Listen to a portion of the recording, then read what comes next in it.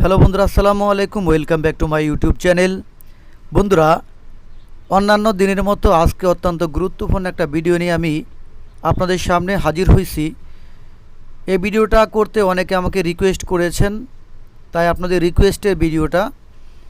আজকের ভিডিওর টপিক হচ্ছে গার্মেন্টসে শ্রমিক কিভাবে নিয়োগ দেওয়া হয়। আমি এই ভিডিওতে A to Z বিস্তারিত আলোচনা করব। কি কি জিনিস লাগবে, কিভাবে নিয়োগ দেওয়া হয়, কিভাবে নিয়োগ প্রসিডিউর করা হয়, কিভাবে বাছাই করা হয়, কারা কারা নিয়োগে টিকে, কারা কারা বাদ পড়ে যায় এবং কাদের চাকরি একদম কনফার্ম হয়ে যায় এবং কারা সবচেয়ে বেশি বেতন পাবে বা অর্থাৎ স্যালারি বেশি ধরা হবে, সেই সম্পর্কে আলোচনা করব।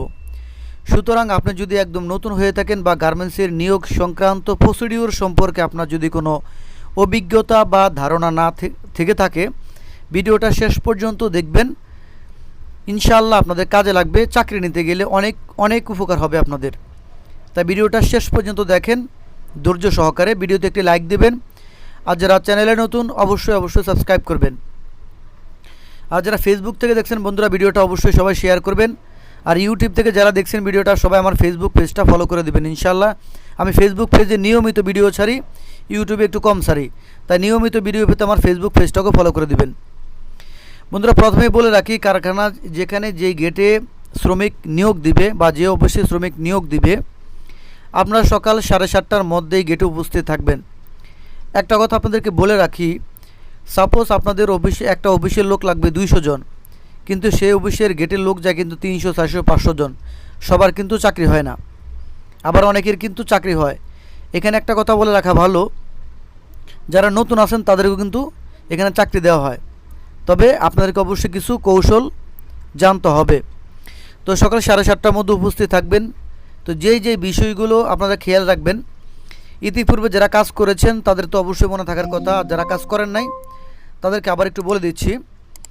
আপনাদের যে জিনিসগুলো লাগবে, আপনার যদি পড়াশোনা কোনো যোগ্যতা না থাকে তাহলে সেক্ষেত্রে লাগবে আপনার এনআইডি কার্ডের ফটোকপি, এবং যদি এনআইডি কার্ড না থাকে আপনাদের জন্ম নিবন্ধনের ফটোকপি হলে হবে, সেটা অবশ্যই অনলাইন করে থাকতে হবে।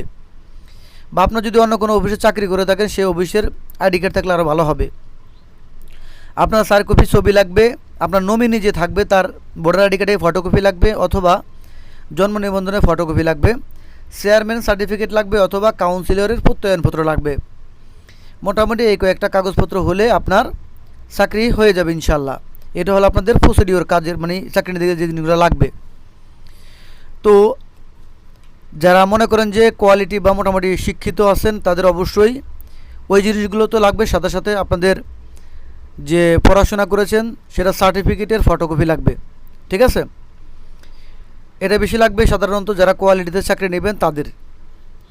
বন্ধুরা, এখানে একটা কথা আপনাদেরকে শিখিয়ে দিই, আপনি যদি কারখানায় গেটে যান অবশ্যই চেষ্টা করবেন সবার সামনে থাকার জন্য, কারণ লোক নেবে 200 জন, কারখানায় গেটে যায় কিন্তু 1000 জন, সেক্ষেত্রে আপনি বাদ পড়ে যেতে পারেন। এই জন্য আপনাকে করতে হবে কি, সবার সামনে থাকতে হবে এবং যারা লোক নিয়োগ দিচ্ছে তাদেরকে জিজ্ঞেস করতে হবে যে ভাইয়া এই পদে লোক লাগে কি না বা এই পদে লোক লাগে কি না। সেগুলো আপনারা কীভাবে চিনবেন, দেখবেন এখানে অধিকাংশ লোক, কিছু লোক আপনাদের পেপারস বা কাগজপত্রগুলো দেখবে। আপনাদের কাগজপত্রগুলো যদি দেখে ঠিক থাকে মনে হয়, সেটা দেখে কারা জানেন, প্রথমে আপনাদেরকে সিলেক্ট করে সুপারভাইজার বা লাইনশিপ বা ফ্লোর ইনচার্জ বাইরে থেকে আপনাদেরকে সিলেক্ট করবে। ঠিক আছে, আপনি কোন প্রসেস পারেন, কত পিস করে পারেন, ঠিক আছে, কোন অফিসে চাকরি করছেন, আপনার এই সম্পর্কে জিজ্ঞাসা করবে। যারা নতুন আছেন তারা তো বলবেন যে আমরা নতুন, আর যারা চাকরি করছেন তাদের তো অবশ্যই একটা অভিজ্ঞতা আছে। তো যেই প্রসেস আপনারা পারেন, আপনার যদি 2টা প্রসেস পারেন বলবেন যে আমি 3টা 4টা পারি। ঠিক আছে, জিজ্ঞেস করবে যে কী প্রসেস পারেন। 3-4টা প্রসেসের কথা যখন আপনাকে বলবেন তখন কিন্তু আপনাদেরকে এরকম এই ভিতরে নিয়ে যাবে। ঠিক আছে, আপনাদেরকে সাময়িকভাবে সিলেক্ট করা হবে। এরপরে HR থেকে লোকজন আসবে, তারা এসে আপনাদের কাগজপত্রগুলো ভালোভাবে দেখবে। ঠিক আছে, দেখার পরে আপনার কোন প্রসেসের অপারেটর, সেখানে তারা একটা সিগনেচার দিয়ে দিবে কাগজে। ঠিক আছে, এরপরে আস্তে আস্তে করে দেখেন, এখানে ভিতরে আপনাদেরকে দেখাচ্ছি সিরিয়াল করে রাখা হয়েছে সবাইকে। ঠিক আছে, সবাইকে যেমন সিরিয়াল করে রাখা হয়েছে, তো আপনাদেরকে এরকম করে সিরিয়াল করে রাখা, আপনাদের কাগজপত্রগুলো দেখেন এখানে চেক করা হচ্ছে।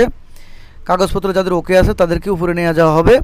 এরপরে সাময়িকভাবে কারখানার রুলস সম্পর্কে আপনাদেরকে বলা হবে এবং আপনাদের ইন্টারভিউ নেওয়া হবে যারা পুরাতন আছেন।